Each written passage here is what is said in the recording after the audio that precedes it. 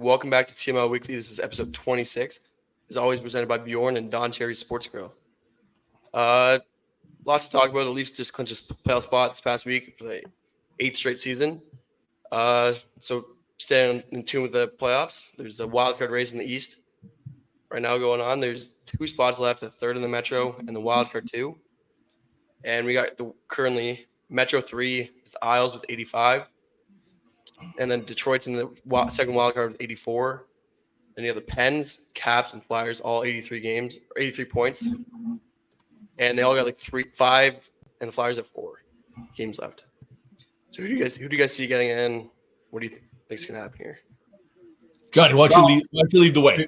Yeah, before we get into that, you mentioned something, Nolan, that's 8 straight years in the playoffs. And in the history of the Toronto Maple Leafs, that's the longest consecutive playoff appearance streak in history. Did you know that, John?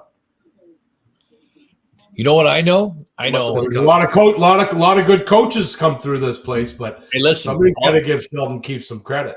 Yeah, listen, and you know, in those 8 years, I'd like to point out, I've said it once, I've said it 1,000 times. The worst record in the history of the NHL, the worst record. There's been hundreds of coaches. We've got the worst record all time in elimination games. We're 1-13 under his leadership in games where you could eliminate the opponent from the playoffs. That is 6%. I don't know, Johnny. I'm not going to lie. I think you behind the bench. I think me. I think Nolan. I think my wife upstairs. I think any one of us could have higher than a 6% winning percentage with the teams that we've iced in this 8 years. If you get into an elimination game in April or May in the National Hockey League and you don't win it, it's probably 95% the guys that are playing the game than it is the coach at that point of the year. 6%, John. 6%. Well, so 14 games. We're not talking a small sample size. Maybe they got to clean house this year if they can't win any elimination games. Clean house and get rid of some of these players that can't play the game the right way in April. I promise you, I don't think there'll ever be a change. I was convinced last year that he was going to be gone. The only hope that I have is that I was even convinced this year that he was going to be gone. And listen, one thing that I will say that we have not touched on in this podcast that I can't believe that we've missed along the way, but major news in Leafland. Keith Pelly is now running this team. He's running all of MLSE really now. TFC, the Argos, the Raptors, the Leafs. I heard he did a pretty long form interview on TSN 1050 earlier in the week. And I will say that, you know, Keith Pelly's got a long history in the city of Toronto. He's managed a lot of major franchises. He was just over in the UK in the Gulf. I trust Keith Pelly. I think he's a guy who's committed to winning and doing things the right way. And, you know, if we don't do it this year, it's not going to happen with this leadership group. And, you know, I've maintained since the Montreal series that the coach wasn't the right guy. I still don't believe the coach is the right guy. Not shocking to anybody who's followed this podcast. But, you know, Brandon Shanahan, Tree Living, everybody under the sun. Tree Living may get a pass. I'm not crazy with the work that he's done, if I'm being full disclosure here, but he may be the one guy that gets a little bit of a rub. But with Keith Pelly coming in, you know, you got to think things are going to change. Yeah, I don't see Shanny, you know, sticking around. Obviously, if they win, it's a different conversation. 100%. But I'm not also sure that it wouldn't be Shanny kind of moving on, because he's had a pretty substantial amount of autonomy here, right? He's been able to go to the board. He's been able to veto his general manager. You know, he's been, for lack of a better term, he's been the direct pipeline to Tannenbaum, right? That's not here. That's not going to be here anymore. Now it's going to be Pelly. Pelly will be. So anything that Shanny wants to do, or anything that any of them want to do moving forward, Jerry or whoever else with the Raptors and everybody else is running Yeah. through Keith Pelly from here on in. Yeah, and Pelly, Pelly is known to be a hands-on manager, or leader, or whatever you want to call him. So yeah, you're not gonna trade a 7th round pick and for a prospect without him kind of knowing what's going on. Agreed. And some guys can work in that kind of an atmosphere. I'm not sure at Brendan Shanahan's probably made $5 to $7 million a year for the last 8-10 years that he's been in Toronto. He made a lot of money in his career too, and Brendan was always known to be a really smart guy with his money. He wasn't blowing it like a lot of guys. So he's fine. Now, having said that, if Pelly and him could have a relationship that maybe works for him, I don't know.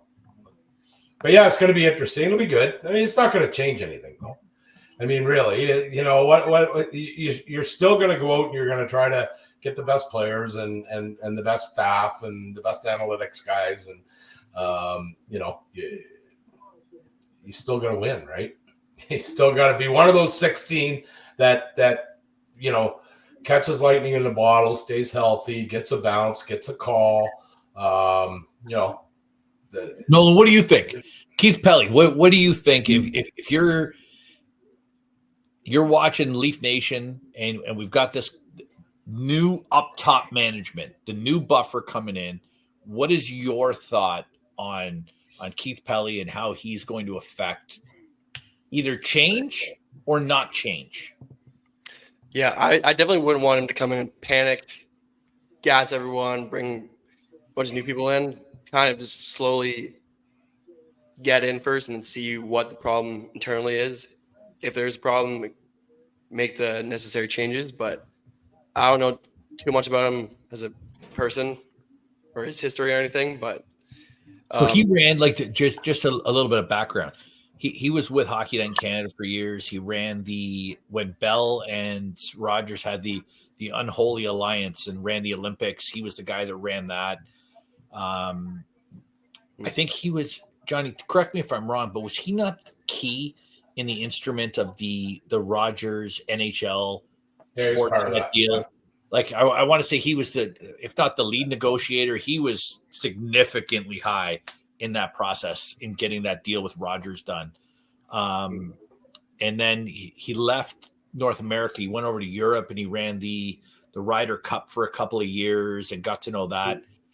Ran the DP European tour. And yeah. I have it on fairly good authority that part of the reason of him coming back was to try to get, with his European soccer background now, was to try and get MLSE ownership into the EPL.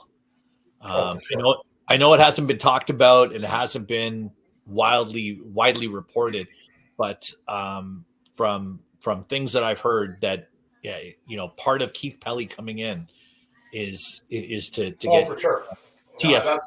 Not TFC, but to get MLSE into an ownership, very similar to Fenway Sports with what they've done with Liverpool and everything else. Well, and what you do is you create a pipeline, right? There's a lot of value in that for 100%.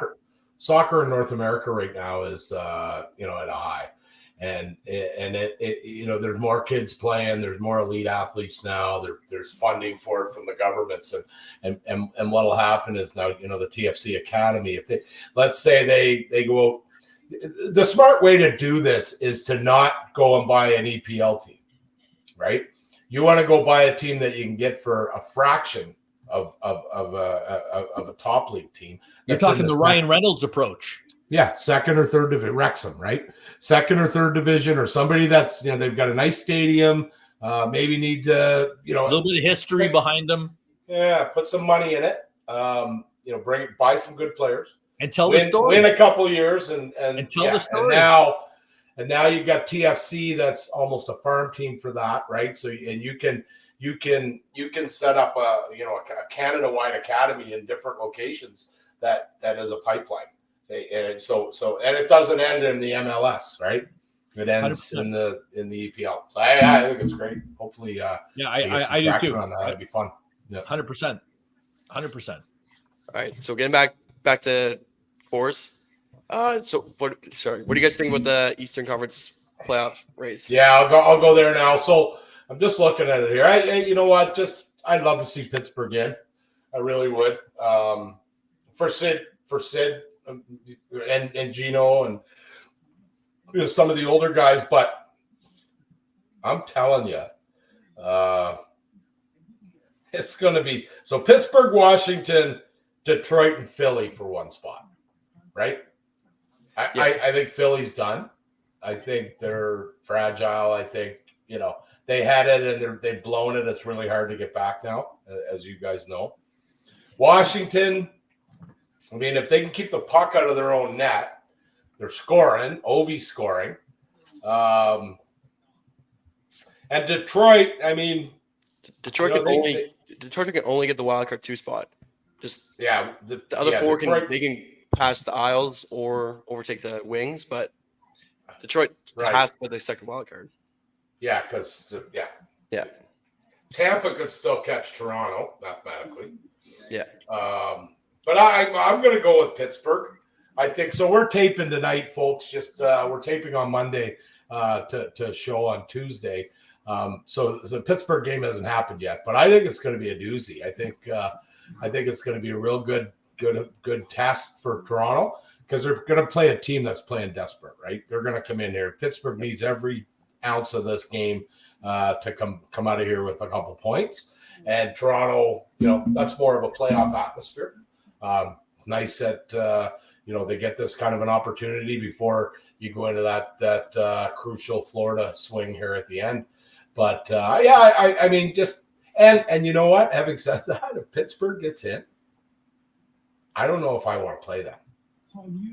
I don't know if I want to play that hockey club because they're an NHL hockey club. Okay, they might have traded away Gensel, but they brought in veteran NHL hockey club. Right, that's one that's been there. Mike Sullivan is your coach.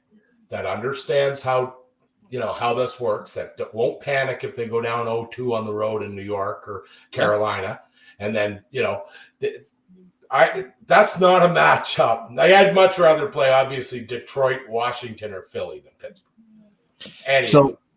So listen, John. Listen, I agree with you on your assessment on Pittsburgh. If I am Carolina or the Rangers, the one team that I do not want to face is the Pittsburgh Penguins. Yeah. So I'm going to be a bit of a homer here. Not surprising. I'm going to say the one team that I do not want to make the playoffs is Pittsburgh. I don't want Kyle Dubas having any success at all. I don't want any success coming to him. I don't want any credit going to him at all. It won't. This is going to be despite him. Think about it. He just traded away their third or fourth best player. And I want to give a special shout out. I think it is so underreported and undervalued what Sidney Crosby is doing in Pittsburgh right now. Sidney Crosby scored 40 goals this year. Okay? Yeah. Sidney Crosby has literally picked a team, and if you've followed Pittsburgh at all this year, Pittsburgh has no business even being in this conversation right now with the team that they have. Sidney Crosby has picked up an entire group of men and carried them thus far.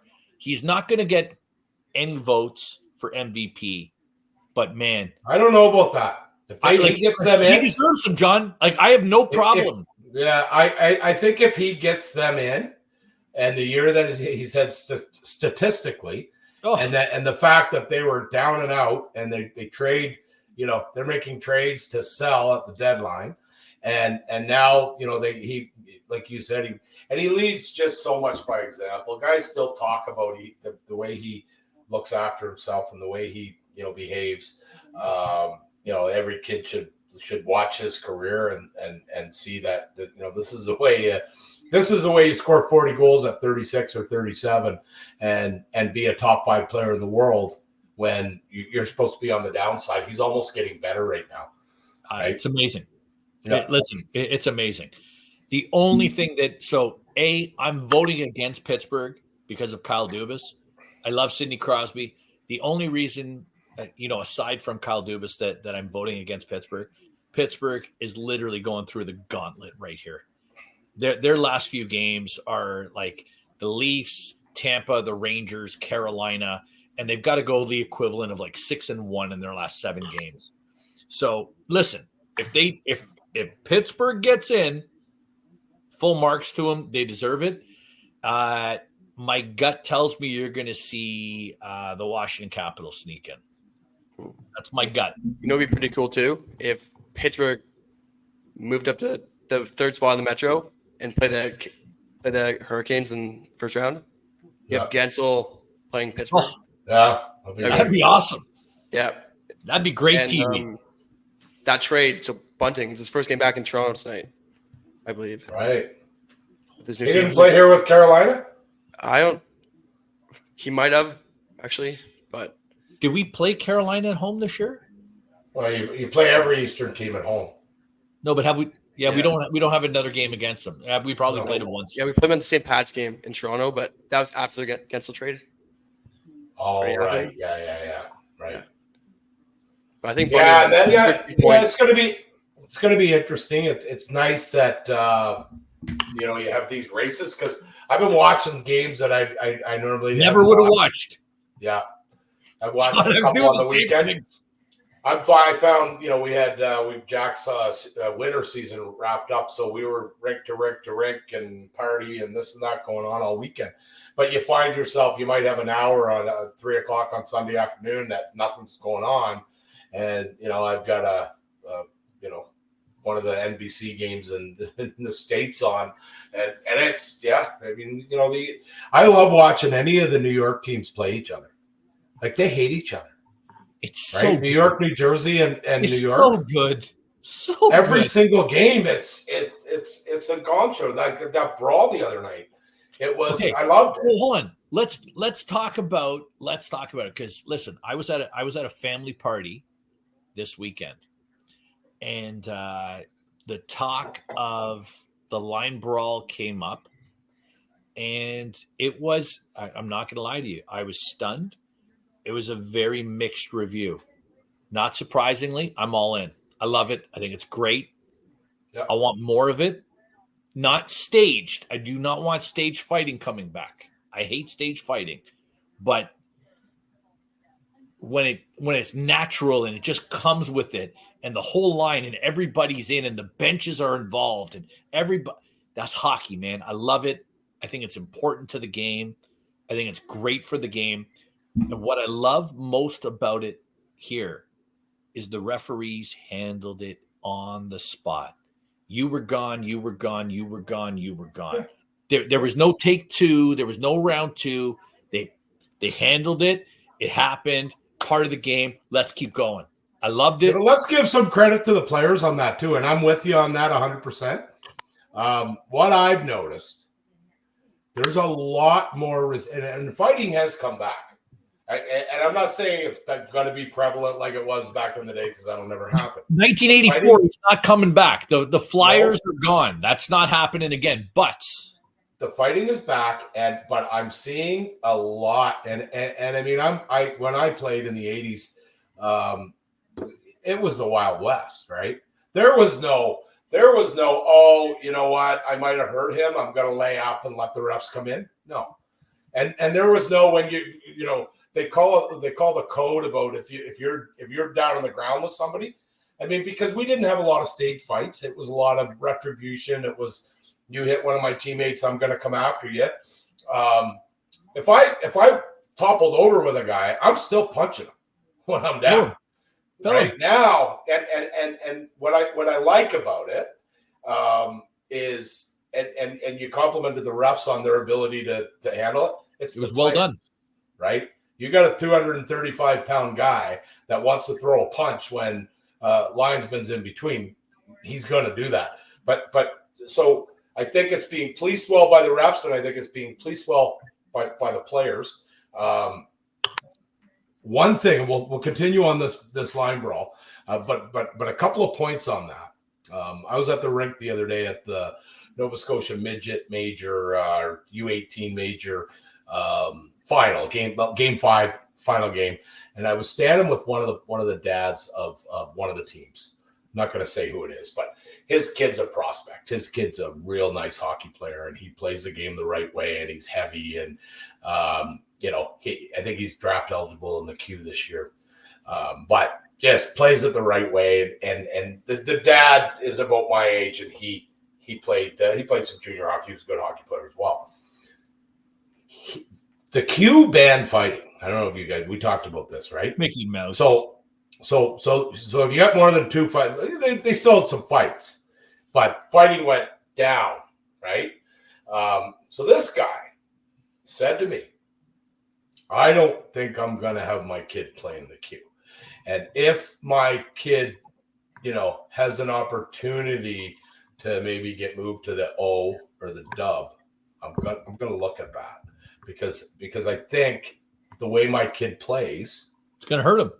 That's going to be something that may get him to another level, as opposed to, getting cross-checked in the face in the queue instead of, manning up.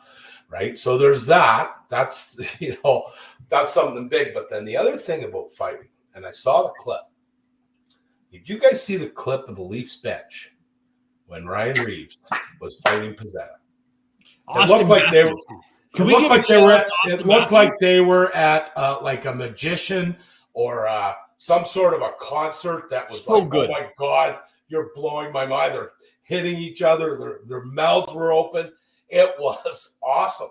So you've got on that bench $40 million, $45 million worth of hockey players that were respecting what this man was doing out there, right? To a point where these guys were like little school kids, right? Seeing something special. Like it's great to see. But that brawl, yeah, for sure. We talked about this, right? You got McDermott. He wanted to fight Rempe for the hit a couple weeks ago. 100%. You got to answer the bell. And John, right? He answered it. You listen.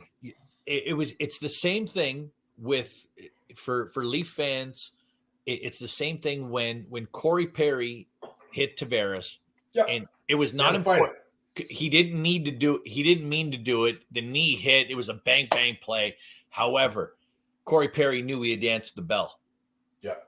And he took the fight because it was per the code. And I know it's a swear word to the Muffins. They don't like it. But per the code, he had to answer the bell. And he answered the bell. And I got all the time in the world for Corey Perry. Right? Yeah. I would love Corey Perry on my team. I think it's a sin we didn't get him. But you got to love guys like that who understand the rules. They're unwritten. People, the Muffins don't like it when you say that. But these are the rules in the game. And you know what? When I saw, and guys, if you have not gone on Twitter or on YouTube, Google Austin Matthews during that fight. Mm-hmm. Find the Twitter. Matthews on that bench is the most engaged Austin Matthews I have seen in a game. Loves it. That you've ever seen. And what that tells me for everybody who's anti-Ryan Reaves and says, he doesn't deserve the money. He doesn't deserve the contract. He's getting too much time. He's this, he's that. Listen, Ryan Reaves is there, and he is bringing that dressing room together. He is a guy, and you cannot buy this kind of cohesive leadership that he brings. And it's a lost art in our game today. Ryan Reaves is doing things that our game needs. And I'm telling you, if it's ever paid dividends before, this is going to be the time. I'm telling you guys, I feel great about Ryan Reaves and the way he's playing right now. Ryan Reaves from, October to February is a detriment to this team. Ryan Reaves from February onward, man, I'm telling you, this is a guy that's going to make a difference down the stretch for us. I really believe that. I still don't have him. I still don't have him in my opening. He doesn't need to be, though, John, and that's the beauty of what he's bringing. I agree. He doesn't need to be. Point. I agree. But he's ready. We're on the same page. He's riding the bike, and then if Matt Tkachuk's running around in a Florida series, or Marchand, or somebody does something stupid in a Boston series, then he comes in. Yeah, right? but that's and it's a detriment, right? You get a Western Conference team that comes in here in February. You've already been there, right? And they come in here, and we don't dress Ryan Reaves, and their guys are running around and they're doing this and they're doing that because they know they're not going to see you again until next year. Right. But when you're running around in a game and you play them 2 nights later, so listen, you're gonna think about that. So let's talk about the uncomfortable weekend that was.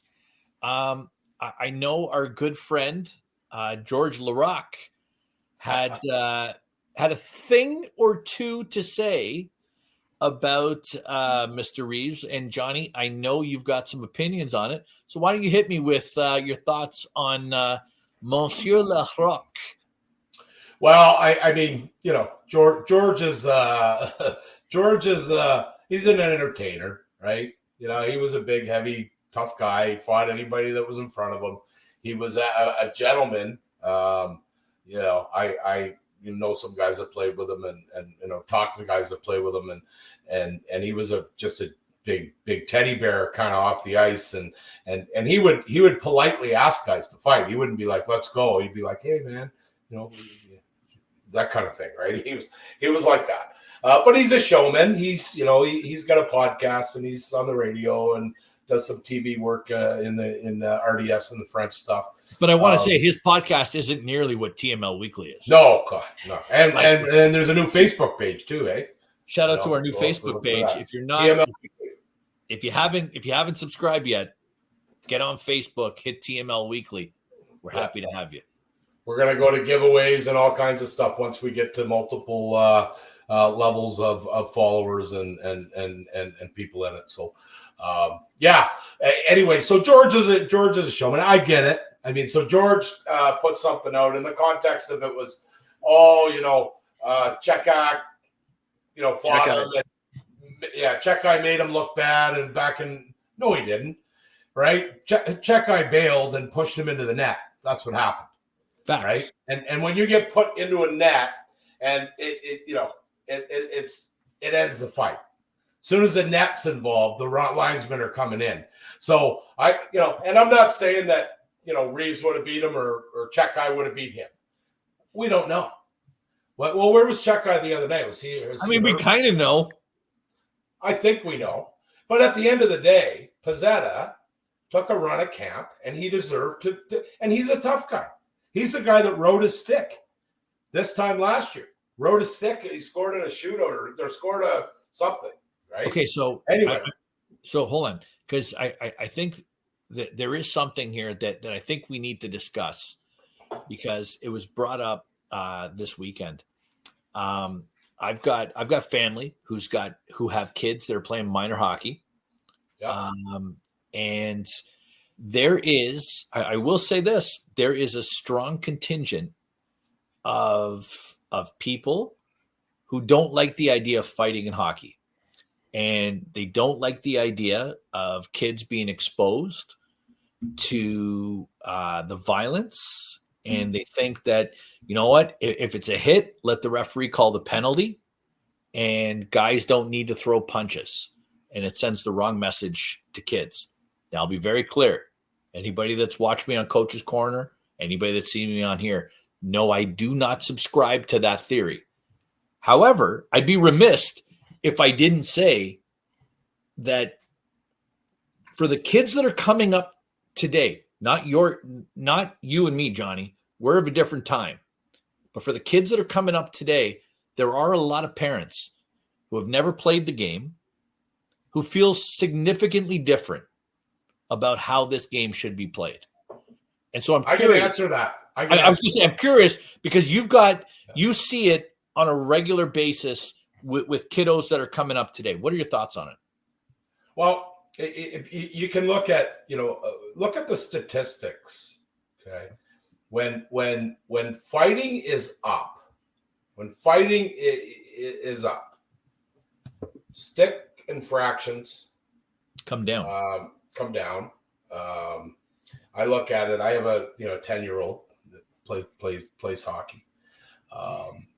I would rather see him drop, not now, obviously, then that's crazy to even talk about it as a 10-year-old, but when he's sitting junior or whatever, if he plays that long, I would rather see him deal with something by dropping the gloves and standing there and throwing a couple punches with a guy, if it's in the right context of the game.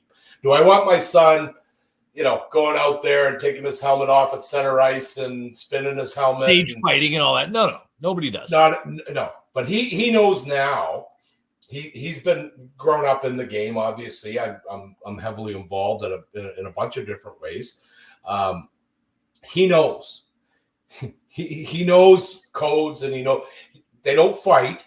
But if somebody goes after one of Jack's teammates, Jack's gonna he within the rules of the game, he may get a penalty. He might go in and bump the kid over, or give him a little shot or whatever, what he's able to do at his level. But I would rather see my son get a punch in the face than a spear in the eye, or a cross check all his teeth out, or a baseball swing across the head, and all of a sudden he's got some brain trauma. So that's what it polices itself. So let me ask this though, because and again, I'm playing the other side of the fence here. I'm on the Jen Botterill team here of, players shouldn't have fear on the ice, and, we should be accentuating the skill set of the player in the game. Nolan, I'm curious on what you think, because you've played more recently than either of the two of us.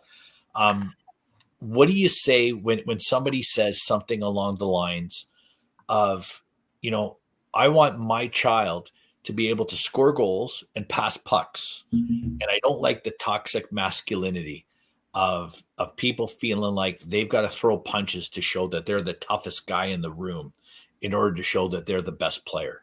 Because I'll be honest, there is a segment of this population that's coming up that are playing hockey that have parents that are like, I don't want that for my kid. Right. Yeah. Obviously, I don't think hockey should or ever has been just full on violence, fighting all the time and stuff.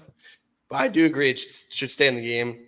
It's like John was saying, it helps the game police itself rather than going for dirty hits and stuff. You can actually one-on-one fight, settle the beef there, and keep the hockey going, keep the actual playing going. So yeah, I don't think it should ever go away. I think it should stay in the game. Obviously, it's a big part of it, always has been. And but also you don't want kids fighting growing up too much, but no, but I also don't want them sticking each other in the face, right? 100%. You can train kids at a young age, and the kids I coach, if somebody takes a poke at their goalie, keep your stick down, keep your gloves down, and shoulder the guy in the chest and knock him down and say, hey, don't touch my goalie again, or it's going to get worse, right? It's a minor penalty. But the problem now is you touch it. If you face wash a kid at the Jack's age, it's a headshot. It's 4 minutes. But so what do you say though? Like, and I'm curious, and only because this came up to light in discussions that we were having around the table this weekend. What do you say to parents who are legitimately saying, I don't want my son, my daughter, I don't want them exposed to that. I want them to be able to play the game and play the game for skill and to be able to show there's leagues that do that.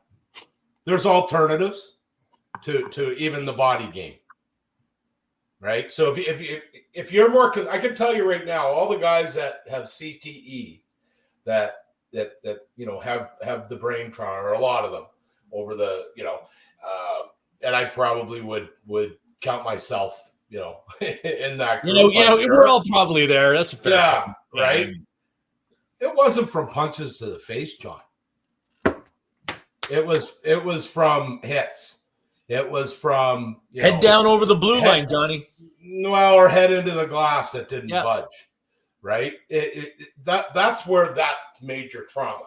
not too many people, that I fought certainly over my career, hit me hard enough that, I was concussed the next day. Right. I you know what I mean? Like Yep, a punch is a lot different than a stick across the head. Yeah. We didn't wear when I played, after junior, we had visors in junior, and then there was nothing. Yeah. Right. I didn't wear anything. I wore a Gretzky Jaffa overseas. That's all I wore. Right. So if I hit my head on the ice, I probably was concussed because that didn't protect anything. So, but there's alternatives. There's, I used to work at one in Guelph, Ontario, and I used to do all their skills, and it's called Stanley Stick Hockey. And they have hockey from little guys right up to U18, and there's no contact. And they play a recreational game and a practice every Saturday. It's the commitment is low. The pricing's good. It's nice for a family because, as we know, you get into the AAA level and it's thousands and thousands of dollars to play hockey. 100%. They got a set fee, when you practice, when you play. And that's what I would say to them. Hockey's a beautiful sport, no matter how you play it. It's the physicality isn't for everybody. It's not for a lot of kids, and it's not for a lot of parents as well. So I'm curious though. So let's take, because I agree, John, I agree with everything that you just said, by the way. But let's take a look at what is, and we can get into, because there's major news on Rogers and what they're trying to do with their rights. I think this bridges in kind of nicely into where we're going here. Roger, for those people that don't know, Rogers Sportsnet, which controls the rights to NHL hockey in Canada, is actually exploring selling off their Monday night hockey and their playoff inventory for NHL hockey. The going theory is that Amazon is the lead bidder. TSN's trying to get in on it, and there may be a few other smaller players to try and get a piece of it. But I'm curious in your opinion on this. If you've watched Hockey Night in Canada, in my mind, my personal opinion, it's a difficult watch on a weekly basis. Jen Botterill gets on and says things like players should not, at the NHL, I'm not talking about the minor hockey level, at the NHL level, players should not have to play in fear. She doesn't like the idea of fighting. She wants less physicality, less contact in the league. And I'm curious if you think that while somebody might want to promote that, if it's having a detrimental effect on the viewers that are watching the game. Because I think the majority of the viewers that watch the game disagree with that. Yeah, 1,000%. And to the Amazon thing, I would love it. I agree. Let's go. We can 100%. get that company as a partner of the National Hockey League. Sign me up. Right? The possibilities are endless. They can have the whole every game in every market. I don't care. As long as I get to see them, I could care less. I think you're going to start seeing people. So, Botterill annoys me too. I like the fact that, she's played the game and was a great player. So I get it. But what makes up for her kind of, disappointness or whatever you want to call it is Kevin Bieksa. I'm telling you, is a beauty. And I didn't like him as a player. I really didn't, because I've never been a Vancouver guy. And he was kind of one of those guys that was, tough to play against, right? He'd fight you, he'd stick you, he'd, yap you, all that kind of stuff. Like Kessler, Ryan Kessler and him were the two guys that you couldn't hate the Sedins. They were too nice. Who are you going to hate? Those two. So anyway, he's a beauty. Like I love, he'll tell it like it is. He's called guys out, right? So but I think what I muted a lot, right? I muted 100%. A lot. Watch something on my phone. So what you're going to see Amazon do, okay? And I've heard this is you're going to go into some different broadcasting techniques. If you think of the money that they have behind them, that they could kind of try some stuff, and you're gonna go to maybe some formats more like this, where your intermission show could be us three, or it could be Gilmore, Clark, and Sittler, or you know what I mean? Like Amazon could now switch it and say, okay, let's do it like this. Jeff Bezos, we're available. Cool, you can get us on TML Weekly on our Facebook page. Done. Yeah, absolutely. You know, hey Jack, you coming in to say hi? Huh. So listen. We got a special guest here. Look. Oh, Jackie, how's the knee feeling, buddy? How's your knee feeling? Good. Can you hear them? No. No, because I got my headphones on. They asked you how your knee's feeling. Good. Yeah. Yeah. So we're just talking about maybe Amazon Prime getting some of the NHL TV rights. Would you think that'd be a good thing or a bad thing? Good. Yeah. You watch all the games, say. Yeah, I mean, I love it. I love, and you know what? Fighting has proven people like to look at the American, ranks when something happens. It's not fun. I don't want to. I'm like you, John. I don't want stage fights. I'm not. I'd much rather you're sticking up for somebody perfect. But hey, a little bit. I forgot about this when we talked earlier. A little bit more of the clown show coming out of Philly. Did you hear what Tortorella said to his presser?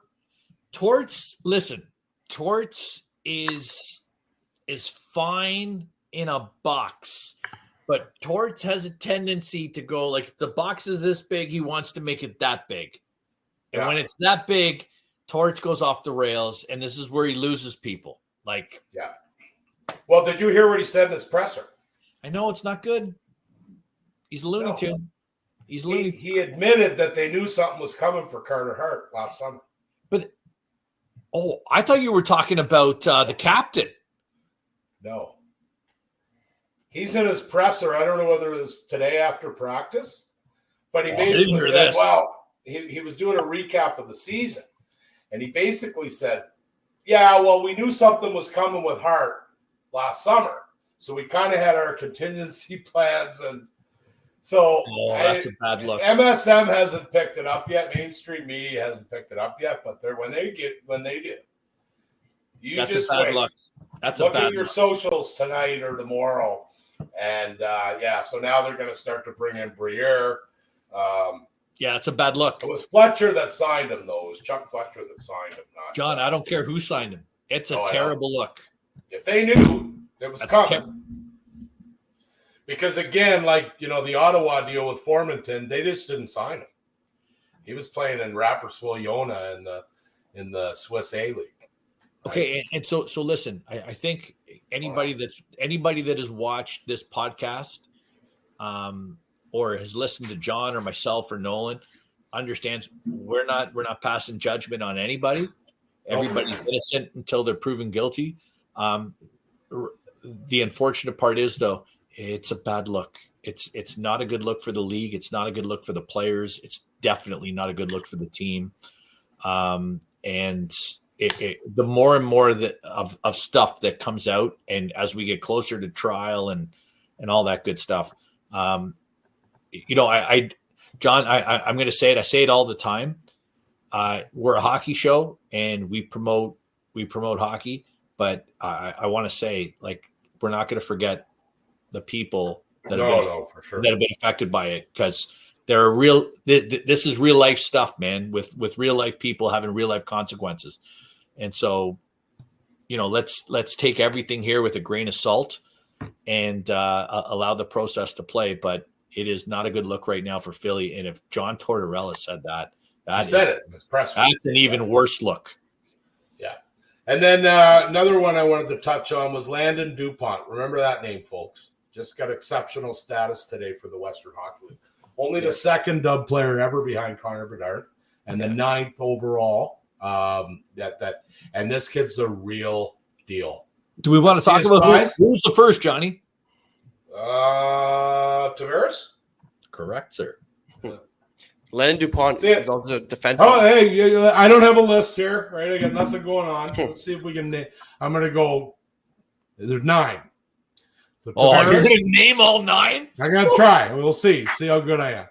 So you got Tavares, Misa, Ekblad, Ekblad for sure. McDavid, Joe Veleno from the Detroit Red Wings got it in the queue. It's 5.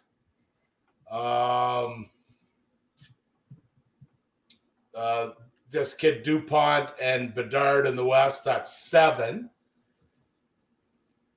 I know there was another Q besides Veleno. He played for St. John. You guys know the other 2? Yeah, I pulled up here. There's one that you might never name. Who? Never turned out to be anything. Do you want to keep guessing? I'll know it as soon as I hear it. Sean Day. Yeah. Shane Wright? Shane Wright, too. So those are the 2 I missed? Is Shane Wright on the list? Yep. Is Veleno the only Q ever? Or was Day a Q? No, I think just Veleno. Oh, wait. Yeah. Sean Day. No, he played for the Steelheads. Yeah, I thought I wanted to say he's from Kingston or something like that. But yeah, you know, this kid, his size, I think he's like 5, he's 14. He's like 5'11", 170 at 14, right? Like he's already filling out and he scores and he's going to be good. He played for the Edge Prep school out of Calgary, one of those private. Hey, good for that kid. Good for him. I hope he does great. Yeah, absolutely. You know, what else do we have, Nolan? Anything else on the list? Yeah, do you guys want to talk about the Devils putting the puck into the Ottawa Senators net? I gotta get it. I gotta get on this because this this burned my craw. Okay, so I want everybody to go back and remember when the slap shot went into the net and Morgan Riley snapped and went in the corner and cross-checked him in the face and got his 38,000 game suspension. And the Ottawa team, the Ottawa media, and anybody that's ever had a Senator shirt on in their life gave you the song and the dance about how could the Maple. He didn't do anything wrong. He was just shooting the puck in the net. And if you don't like it, stop us from scoring, was effectively what the message was. Well, the tables got turned 2 nights ago in Saturday night in Jersey. And Jersey, and be very clear, New Jersey didn't wind up and fire it in from the slot. Dude went in and just slightly gently rolled the puck in over the line.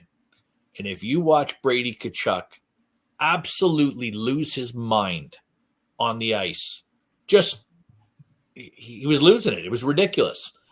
And if you hear him talk after the game, there's no difference. And here's my beef with Ottawa and why I'm ashamed of Brady Tkachuk. This is not a Tkachuk family trait. If it's good for the goose, it's good for the gander. And it can't be okay when it's your team punking off somebody, but when it's against you, the world is ending. It's a Mickey Mouse muffin move. Brady Tkachuk, you know better. The Ottawa Senators, in your response, you know better. I'm disappointed in y'all. I didn't mind the response. I agree with you, the point where, but we talked about this on this show. 100%. Ridley Gregg got brought in to Steve Stale's office with, Jacques Martin and, whoever else would listen. He got a talking to about that, and I'm sure the whole team did. My issue, honestly, with shoveling it into the open net after the buzzer on Saturday night in Jersey, to me, might have been worse than taking a slap shot in an empty net within the time. Like I've always grown up and I've coached that, after the buzzer, after the whistle, right? If somebody puts a puck in, no different than sliding it down in the warm-up, right? Yeah. End of warm-up, you're going off and you fire one down on the other team's net. Expect to fight somebody in that game. So I didn't mind Tkachuk's response. But, he didn't take the other one. He knows. He grew up in the game. He knows. he knows that Morgan did the right thing that night. So, yeah. But other than that, I mean, Ottawa's going to be some changes. I still think Brady Tkachuk's going to be gone. He actually had a record-breaking game that night. He had 16 hits. I saw that. Yeah. I mean, he's, I truly believe he's going to be in play this summer. Not to do with anything with the way he plays the game. He plays heavy, he's offensive. I don't think he's a good leader yet. Listen, hold on, because I think we need to say this, because while I'm going to agree and disagree with you, John. If the Ridley Gregg incident did not happen in Toronto, okay, I have zero problem with Tkachuk's response. Oh, me too. I'm with you. I have zero problem anyway. He's got to respond. Okay. No, but what I'm saying is I don't have a problem if the Ridley Gregg stuff doesn't happen and his response afterwards is not, I don't understand what the big deal is. We're just playing hockey. He took a shot. He scored. If you want to stop us from scoring, stop us from scoring. When that's your response and it's your team, and then you behave like a clown, I got a problem with it. If you don't behave the way you played against Toronto, right, I don't have a problem with it. And that's your response, because I think that should be your response, John. That's why I think he's out of there. That's why I think he's gone. Disagree. I don't disagree. Okay. The Ridley Gregg with this whole situation is Mickey Mouse. You can't have it one way and then another way on the other side. If he was a good leader, and I'm not saying that he's a terrible leader, because I'm not in that room and I don't see it, but there's a couple of things within that group that kind of rubbed me the wrong way. And that specific incident with the Morgan Riley hit on Ridley Gregg. If you think back, they did a live hit after the game with Giroux. Correct. Right? And he was upset about it.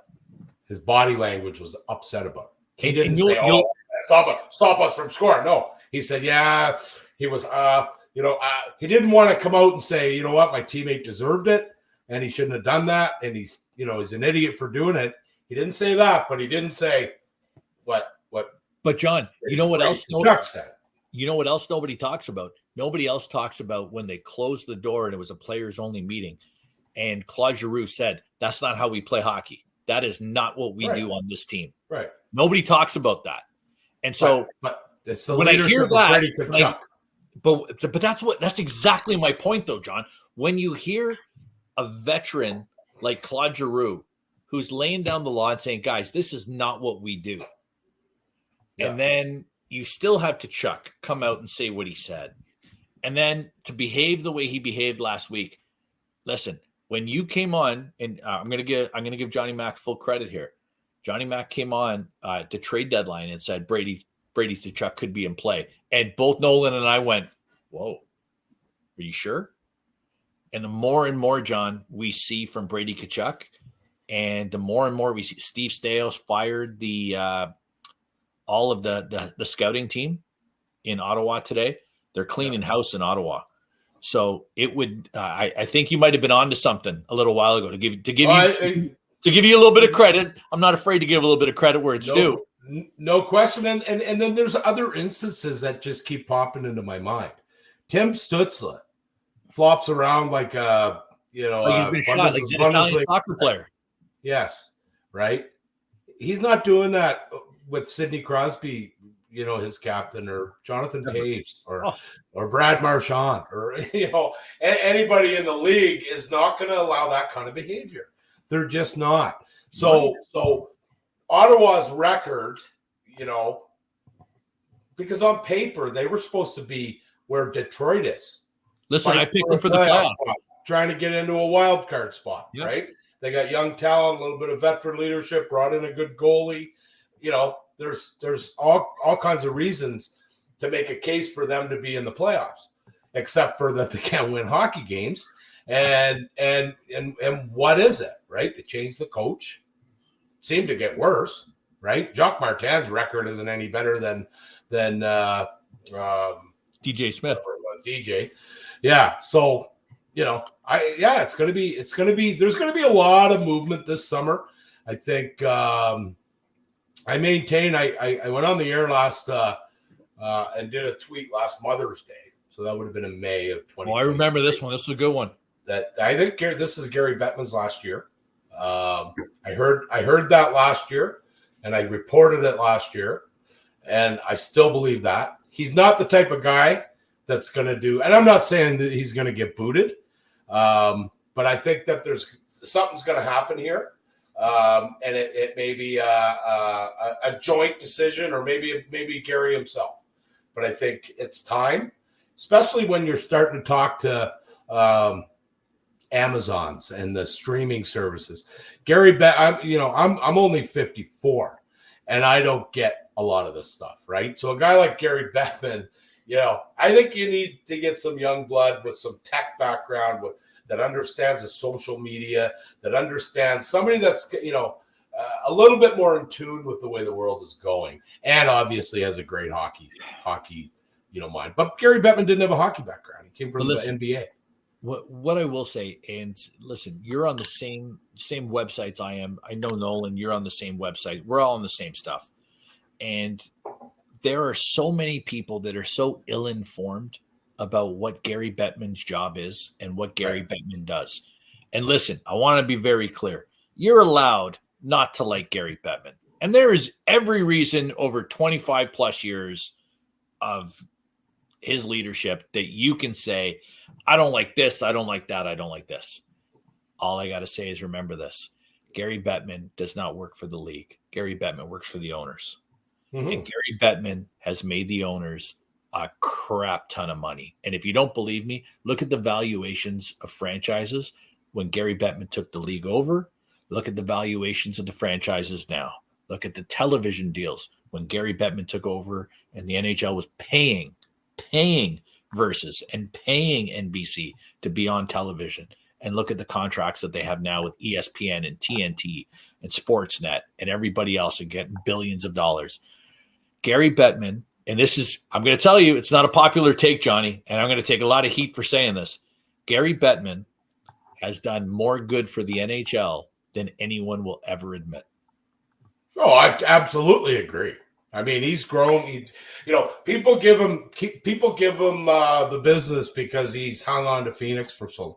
It's the 8th biggest TV market in the U.S. Thank you. Gary Bettman doesn't care that there's a team in Phoenix, Arizona. Thank you. But when you're negotiating, but now times are changing. And this is where I'm going, and this is what I said about the Amazon stuff. You're right, and I agree with you. Now this geographic stuff and TV markets and ratings and this and that, all these smoke and mirrors that have been out there and have hindered, certain markets and helped others, right? They're talking Atlanta again for the 3rd time. But John, mass media the way it is, I wouldn't rule it out. So for those people that don't know, the NCAA college basketball final goes tonight between UConn and Purdue.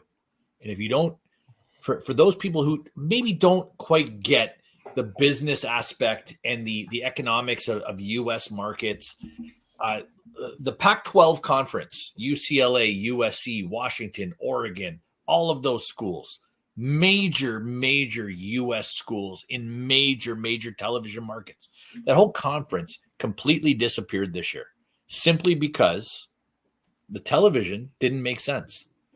UCLA, USC, Oregon and Washington are now playing in the same conference as Michigan, Ohio State, Minnesota. Like it's a different world. And all I'm telling you is if you're a Canadian fan and you're pining for Winnipeg and you're pining for London and you're pining for Hamilton to get a team, guys, it's not happening. It's just not. There's only one other place in Canada that it would have another team, and that's Toronto. And MLSE will never allow that to happen. I don't know about that. Never. I don't know about that. When you're number one, you don't want number 1B to come into your marketplace. If you get $1 billion in relocation fee or territory fee, yeah, I'd look at it for sure. Maybe you can control some of it. I don't know, man. If you own the market, why would I allow somebody else to come in? Because that's a market that could have two.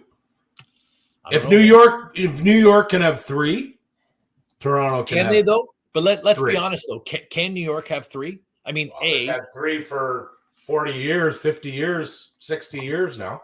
Yeah, but let's be honest though. New York has 6 times the population, the New York Metro GTA area. Yeah, but it's not a hockey market. Right. You know, compared to the percentage of people that play and watch hockey in Toronto compared to the people that play and watch hockey in New York would be like a dominant stat, right? Yeah, I mean, I'm not disagreeing with you there, but how many times have you heard everybody that likes New York, everybody that loves the Rangers lives within 15 minutes of Madison Square Garden? Yeah. Right? It's something to do there. It's an event. You know what? And it is in Toronto too. The Islanders have struggled for years. Yeah. You know what? They got rescued by the where's the horse track that got the arena deal? Belmont. Yeah, the Belmont is what rescued that franchise. You know, they were in bad shape for a long time. And Jersey, listen, New Jersey, when New Jersey wins, New Jersey will fill that building. Yeah. After Brodeur left, it's been a lot of empty seats at the Rock. Yeah. I think Phoenix is already moving to Utah. I think that's done. And I think it's going to be something that they may announce just prior to they're not going to do it until the regular season's over at this point, because you got, Arizona has 4, 5, 6 games left. They don't want, it'll be mayhem in there. You're going to get. Listen, something interesting because they have some diehard supporters that have been around, right? I Yep. used to go to a lot of games there back in mid 2000s, and when Gretzky was coaching. And it's funny. Here, I got to do a story time, and then we're going to end it. You want another story time? Story time with Uncle Jay. Or do we have anything else, Nolan? Yeah, I just want to jump in quick. So about Utah, the owner of the Utah Jazz in the NBA, who wants the Utah to get a team, he tweeted out today asking fans for ideas for team names. Today. If they were to get an NHL team. What does that tell you? Yeah. So I think that's going to happen. And you know what? That wouldn't have happened before this with the TV rights. Utah has a pretty good TV market, but it's not. Utah's a top 40 TV market in the U.S. Top 40, right? Yeah. But you got only 24 American teams, right? So you got to look at, you got to try the ideal scenario in the old way with that regional. These TV companies are going bankrupt. These, Fox Sports West and some of these, Alley Sports. There was a couple teams that lost their basic TV deal in the middle of the season, right? Because things are streaming. Anyway, but with Utah, it's like that wouldn't have got a franchise. It would have been, wouldn't have been high on the list. Now it is. Now it's like, oh, you know what? Desirable place. In the mountains and beautiful destination. You go stay in Park City and go to a couple of games, and you got the Olympics history and stuff like that. Yeah. But my story has something to do with the Coyotes. That's why I wanted to. Okay, hit us. Are we good? Do we have any predictions to do? Yeah, do you want to do that first or after? Yeah, let's do that, and then I'll finish off with it. It has to do with Josh Doan. Okay. Oh, I know where you're going with this. This is a No, great you don't. story. Okay, maybe I don't. I don't think so. I might have told you this one. You never know. All right. Point predictions. We got Devils Tuesday, Devils again Thursday, and then Detroit Saturday. 6. We got Devils, and who? Detroit. Red Wings, Detroit. Okay, so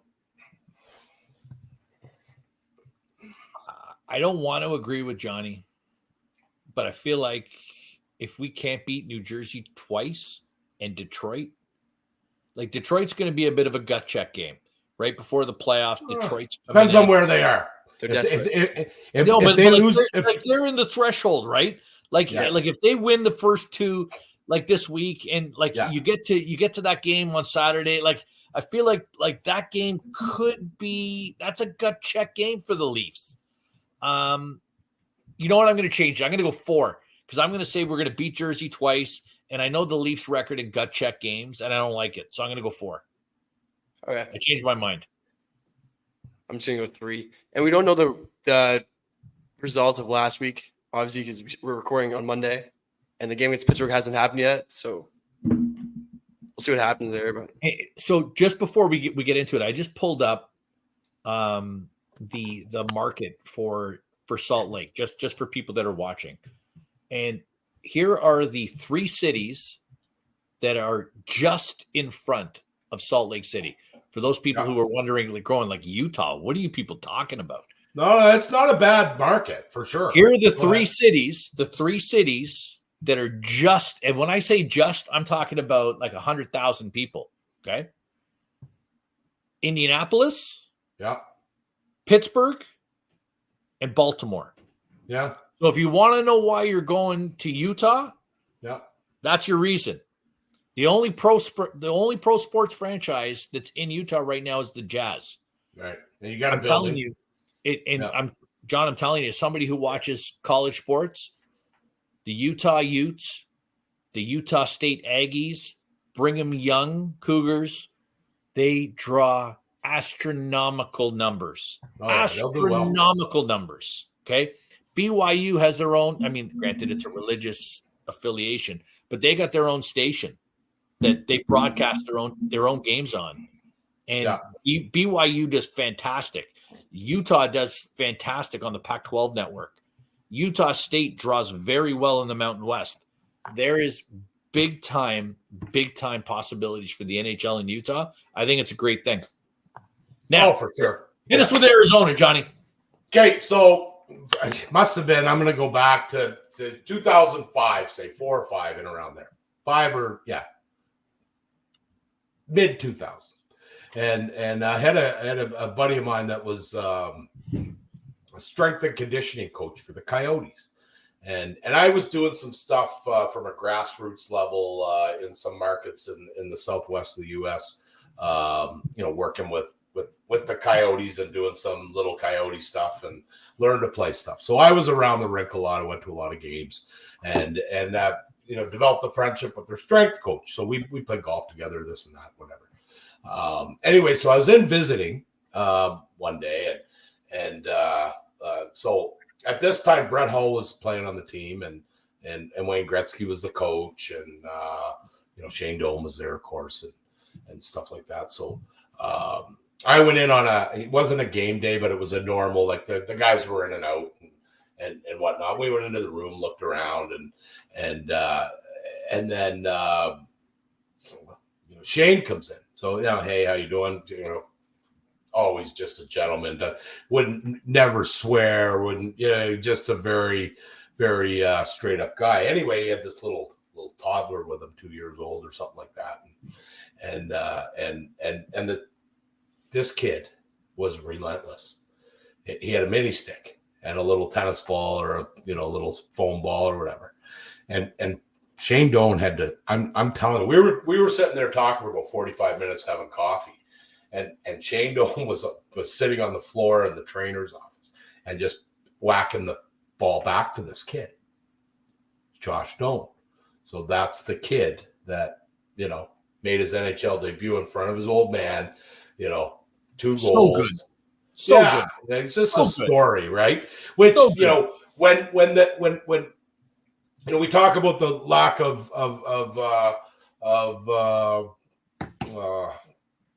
interest, so to speak, with the over the years with the Coyotes, they had a little bit of success, couple of playoff rounds, and still couldn't get traction. They blamed it on where the rink was. I remember when they built that rink. It's the best place for it. We're going to have an entertainment area. That never came to fruition. It's tough. It's a tough sell. And you know what? Honestly, ASU going to Division I hurt them. Absolutely hurt them, because guess what? Am I going to pay $100 to go see, a bottom 6 team in every perennially that trades away their good players? Or am I going to go see a bunch of kids that, and ASU is recruiting the hell out of the market, right? And so, I want to say this because John, I think it gets lost on a lot of Canadians who don't follow NCAA. When we hear like Arizona State or Arizona, we equate it to U of T or York, and it couldn't be further from the truth.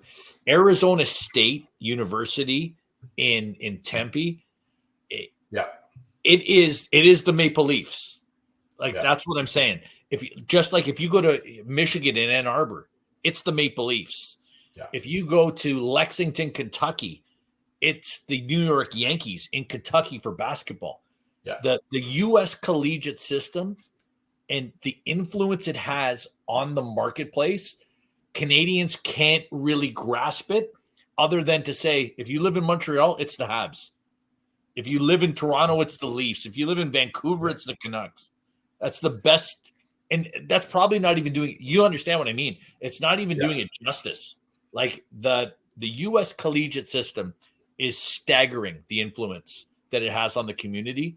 And it's in my mind, it's a beautiful thing. I said it for the last 3 or 4 years. There's only one way,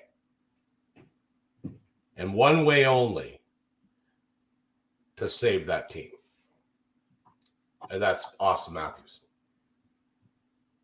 It's the only way. But I truly believe, a la Gretzky in 88, if the Toronto Maple Leafs, and this is a water cooler talk, right?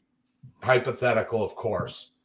But if the Toronto Maple Leafs were able to figure out a way and a package to come the other way to send Austin Matthews, and it has to be now, not in 3 years when his contract's up and he's 30, right? And he's starting the downside. Right now, when he's scoring 64 goals and has a chance at 70 and MVP. Let's just call it 70. I'm just telling you, if the people in Phoenix are listening, if you want to save your hockey club, that man will do it. And I truly believe, because he's from there, he's part Hispanic, which is a tremendous demographic in the greater Phoenix area. Okay. 100%. You've got the one, arguably, top 3 player in the world, right? From your community, the captain of the Phoenix. I'd go back to the name Phoenix. I'd go back to the roots. Phoenix Coyotes. He saves it. They figure out land. They get a rink. He saves it. And it could be a Mario Lemieux type deal where, hey, you know what? We're gonna trade for you. We're gonna give everything. I don't know how competitive we're gonna be right away, but what we want to do, because we're gonna give, if you think of the assets they got to give up, it'll be tremendous. Having said that, if you can get that arena built, instead they have quite a bit of young talent too. They've stockpiled picks and assets. That would be my move. If I'm Billy I played with Billy Armstrong, their GM. I played with him for a couple of games in Toronto with the Marlboros, and he's down there, and he's a smart guy, right? But he depending on what his job security is, does he want to go to Utah? And so, 2 things that I'll say to you.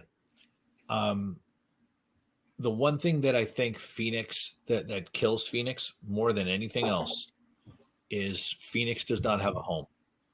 Phoenix cannot, and whether it's in Phoenix, whether it's in Glendale, whether it was in Tempe, it's got to be in Scottsdale. I believe it's got to be in Scottsdale. That's where the money is. Listen, I'm not disputing that. City Council doesn't want to happen, and so therefore that's going to kill it. It's what's killed it all the way along. Listen, I'm not telling you guys anything you don't know. If you've ever watched American politics and tried to see, public money for a private arena, that stuff doesn't fly right now in Republican politics in Arizona. What I can tell you is this: I'd love to see Arizona work. I just, while you were talking, you were telling the story, I was just doing a look at the TV markets in the U.S. And I'm going to tell you something about Utah. This is going to blow your mind. Utah has almost double the marketplace of Buffalo and is about 20% higher than Vegas. Oh yeah, that doesn't surprise me for sure. You know what I mean? Like the Buffalo's a hockey town, right? But what I'm saying is for those people that are hearing this and going, Utah's never going to work. Utah will work. TV market doesn't matter anymore. If they're going to start selling rights to streaming services, right? Put a team in Abu Dhabi that comes over and goes on the road for 6 months, man. It doesn't matter. You can watch it wherever. Regarding the Coyotes, earlier today it came out, it said the mayor of Scottsdale tells the Coyotes not to bring a new arena near his city. Wow. What does that tell you? Yeah, but you know what? My point on it is, if they walked into the mayor's office tomorrow and say, "Hey, we just acquired Austin Matthews from the Toronto Maple Leafs for blah blah blah blah," it makes a difference. I don't think so. It makes a difference. You know what? Because now you're getting into, and I don't want to bring race into it. No, bring it. No, but it's valid, John. It's a valid point in that marketplace.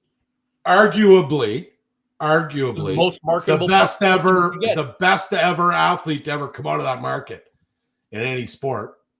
I don't think arguably. I think that's a legit. Well, there's golfers and baseball players and.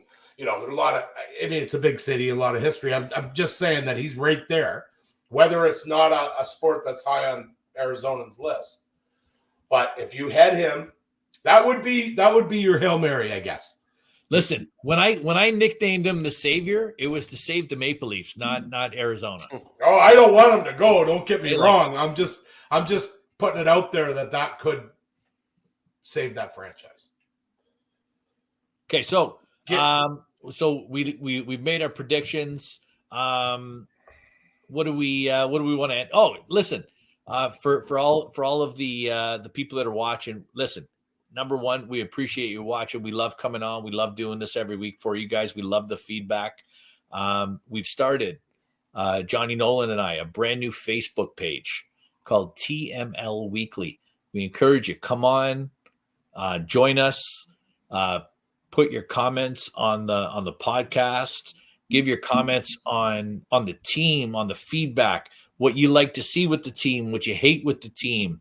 If you want to make negative comments on the coach, I will like every single post you make. I give you my word. And Nolan will block you. I'm the same one. Till next week. Go Leafs, go.